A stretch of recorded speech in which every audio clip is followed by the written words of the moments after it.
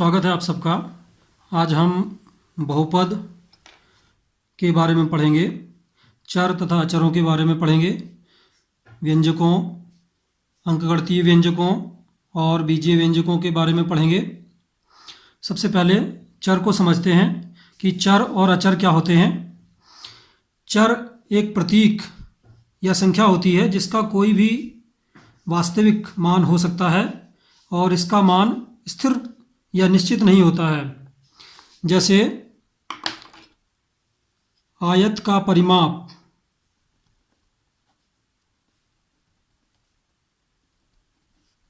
बराबर होता है 2 गुणा लंबाई धन चौड़ाई या 2 गुणा L प्लस B।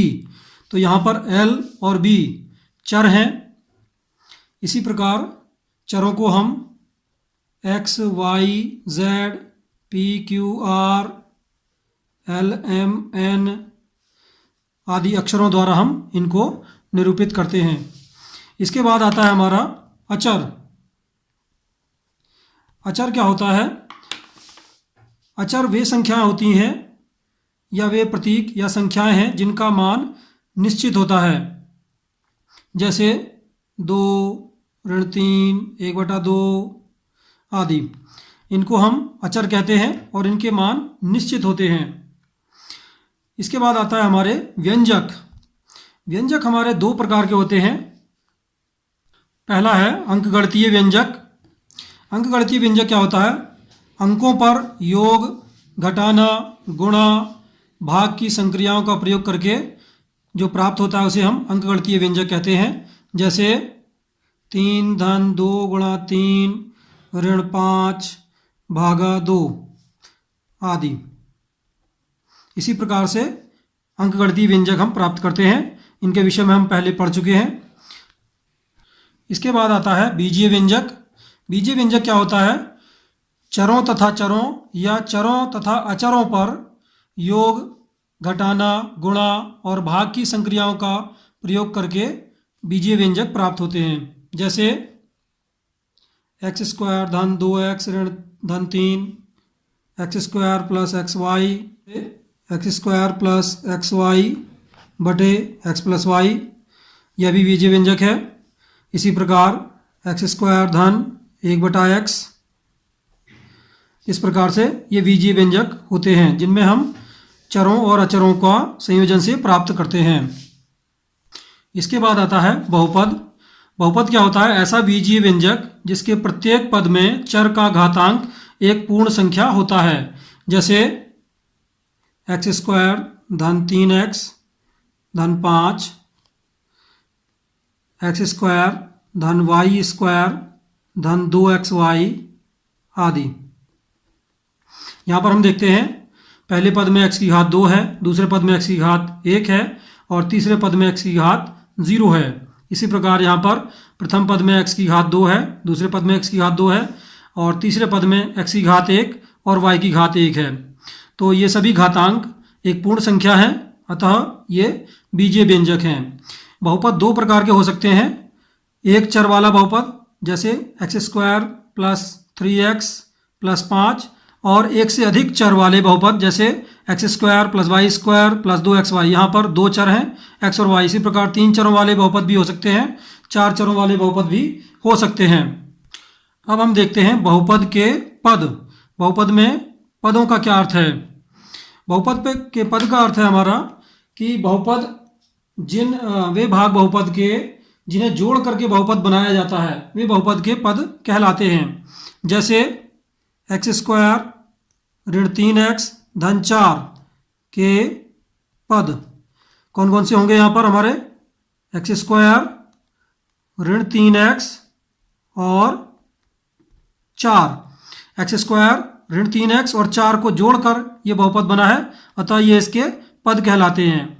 ध्यान रहे कि पदों में उनका चिन्ह सम्मिलित होता है। जैसे यहाँ पर बीच वाले पद को हमने 3x नहीं लिखा है, ऋण 3x लिखा है। इसी प्रकार 2x ऋण 3y के पद क्या होंगे?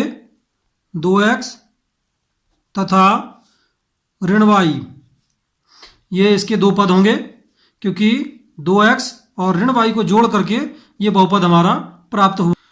पद भी हमारे दो प्रकार के हो सकते हैं, एक चर पद तथा दूसरे अचर पद। चर पद क्या होते हैं? बहुपद के वे पद जिनमें कोई ना कोई चर सम्मिलित होता है, जैसे 2x और ये ऋण y, ये चर पद हैं। इसी प्रकार अचर पद वह पद होता है जिसमें कोई चर शामिल नहीं होता है। एक उदाहरण ले लेते हैं हम, 2x² धन 3y और ऋण 5 में चर पद 2x² और 3y होंगे तथा अचर पद ऋण 5 होगा। इसके बाद हम समझेंगे पदों के गुणनखंड तथा गुणांक। एक उदाहरण लेते हैं, जैसे कोई पद है, मान लिया हमारे पास ऋण 3x² y के गुणनखंड। इसके गुणनखंड हम करते हैं तो किन किन संख्याओं या चरों के गुणांक से बना है ये, तो इसके गुणनखंड हो जाएंगे ऋण 3 गुणा x गुणा y, ये इसके गुणनखंड है। इसी प्रकार से 2xy² के गुणनखंड करेंगे 2 गुणा x गुणा y। अब देखते हैं गुणांक क्या होता है। किसी भी पद का गुणांक कोई संख्या या कोई चर बीजीय गुणनखंड हो सकता है, जो शेष गुणनखंडों के गुणनफल का गुणांक कहलाता है। जैसे ऋण 3x² y में x² y का गुणांक बराबर होगा ऋण 3, क्योंकि ऋण 3 से x² y को गुणा करके ऋण 3x² y बना है। इसी प्रकार ऋण 3x² y में y का गुणांक क्या होगा? y में किससे गुणा किया गया है? ऋण 3x² से, तो y का गुणांक होगा ऋण 3x²। इसी प्रकार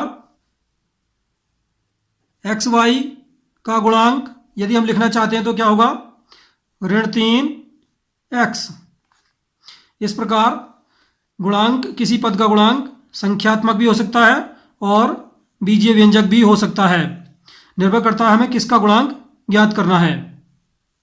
अब हम समझते हैं बहुपद की घात क्या होती है। बहुपद की घात एक बहुपद में चर की अधिकतम घात वाले पद के घातांक को बहुपद की घात कहते हैं। यानी बहुपद में जो सबसे अधिक घात वाला पद होगा, सबसे अधिक घात होगी जिसमें चर की, उसके घातांक को हम बहुपद की घात कहते हैं। जैसे बहुपद 3x⁴ ऋण x² धन 5x धन 2 की घात क्या होगी। इसमें हम देखते हैं किस पद में चर की घात सबसे अधिक है, तो यहाँ पर प्रथम पद में x⁴ है जो सबसे अधिक है, अतः इस बहुपद की घात होगी 4।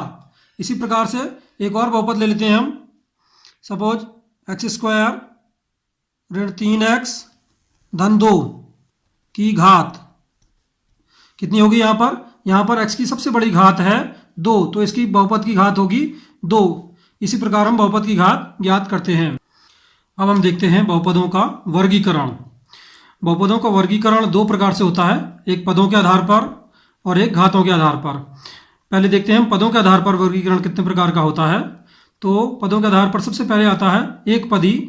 एक पदी वे बहुपद होते हैं जिनमें केवल एक पद होता है, जैसे 4x ऋण 3y 5, इन सभी में एक एक पद है, तो इन्हें हम एक पदी कहते हैं।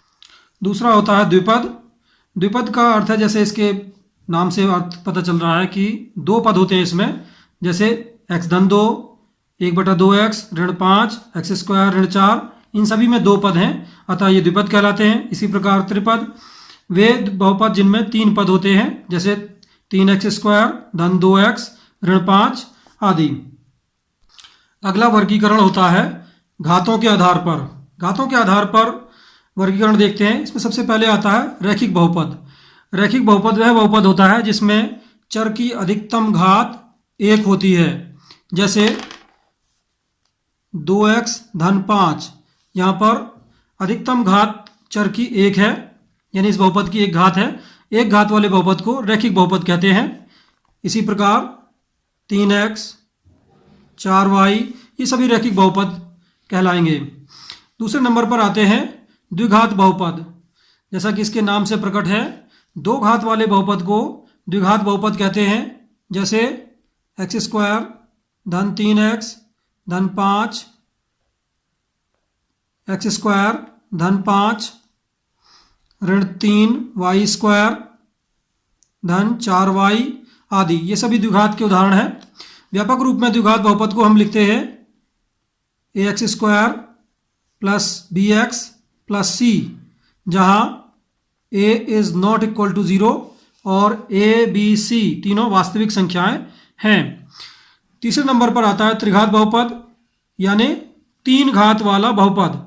तीन घात वाले बहुपद को त्रिघात बहुपद कहते हैं। जैसे x की घात 3 धन 3x स्क्वायर धन 2x ऋण 5। व्यापक रूप में अगर इसे लिखेंगे तो हम लिखते हैं ax cube plus bx square plus cx plus d, जहाँ a b c d वास्तविक संख्याएं हैं और a is not equal to 0। तो ये त्रिघात बहुपद है। इसके अलावा दो बहुपद और होते हैं। एक होता है अचर बहुपद, ऐसा बहुपद जिसकी घात शून्य होती है। जैसे 7, 1/2, 5, ऋण 4 आदि, ये सभी अचर संख्याएं हैं। तो इसमें प्रत्येक पद में चर की घात शून्य है, क्योंकि हम 7 को लिख सकते हैं 7x की घात 0, अतः यहाँ पर चर की घात शून्य है। तो ये शून्य घात वाले बहुपद होते हैं। इसके अलावा एक और होता है शून्य बहुपद। यदि किसी बहुपद के में प्रत्येक अचर शून्य के बराबर हो जाए, जैसे इसमें a b c d तीनों के मान, चारों के मान यदि शून्य हो जाएं, तो शून्य बहुपद प्राप्त होता है और इसको हम शून्य द्वारा प्रकट करते हैं। यदि शून्य बहुपद की घात हमें पता करनी है तो शून्य बहुपद की घात हम पता नहीं कर सकते हैं, ये परिभाषित नहीं है, क्योंकि इसमें कोई भी चर उपस्थित नहीं है। अब हम देखते हैं कि बहुपद को निरूपित कैसे किया जाता है। तो यदि x चर वाला बहुपद है कोई, तो चर x वाले बहुपद को px या qx द्वारा निरूपित किया जाता है। तो आज हमने बहुपद, व्यंजक, बहुपदों के वर्गीकरण के बारे में अध्ययन किया। यदि आज का वीडियो आपको पसंद आया हो तो इसे लाइक और शेयर करें तथा हमारे चैनल को सब्सक्राइब अवश्य करें। धन्यवाद।